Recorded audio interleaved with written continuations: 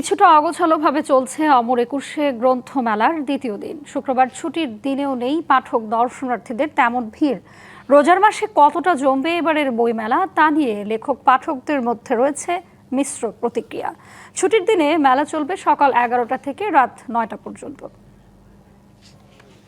শুক্রবারের বইমেলার চিরচেনা চেহারা অনুপস্থিত। অন্যবারের মতো পাঠক দর্শনার্থীদের ভিড় তেমন একটা নেই।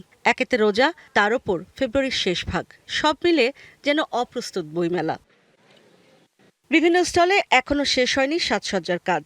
সব মিলিয়ে মেলা আদৌ জমবে কিনা সেই শঙ্কা প্রকাশকদের মধ্যে। এবারে অমর একুশে গ্রন্থমেলা 2026টা আমাদের অব্যবস্থাপনার মধ্য দিয়ে একটা শুরু হলো। আর সবচেয়ে বিষয়, আমরা এবারে বইমেলায় পেলাম না ভ্যালেন্টাইন ডে। ফাল্গুনের যে দিনগুলো ছিল, এই ফাল্গুনের দিনগুলোর যে বইমেলাটা আমরা আনন্দ উপভোগ করতাম, এটাও থেকে আমরা বঞ্চিত হলাম। এবং একুশের যে বইমেলা ছিল, একুশের যে চেতনা ছিল, এটাও আমরা পেলাম না। সব মিলিয়ে আমরা যদি বলি একজন প্রকাশক হিসেবে, বইমেলাটা আসলে সেভাবে জমলো না। আসলে আমরা প্রথমে দ্বিধা ছিলাম, দুটো গ্রুপে হয়ে গেছে আমাদের প্রকাশকদের মাধ্যমে। কেউ চেয়েছিল মেলা রোজার পরে মেলা করতে, আবার আমরা চেয়েছিলাম যে একুশের চেতনাকে সামনে রেখে মেলাটা ধরে রাখার জন্য।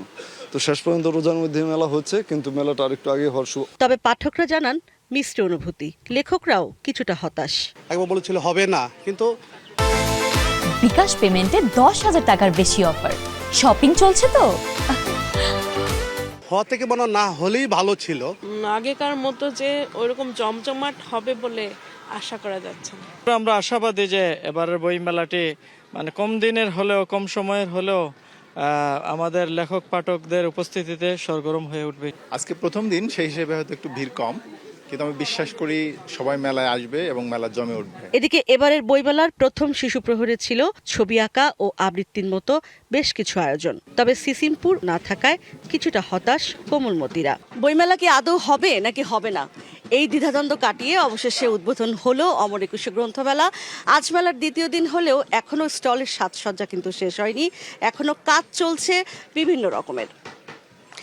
আর এই মেলা আদৌ জমবে কিনা সেই শঙ্কা সম্ভাবনাকে মাথায় রেখেই প্রকাশক লেখক মেলায় আসতে শুরু করেছেন। ইশরাত জাহান উর্মি, ডিবিসি নিউজ, অমর একুশে গ্রন্থমেলা, ঢাকা।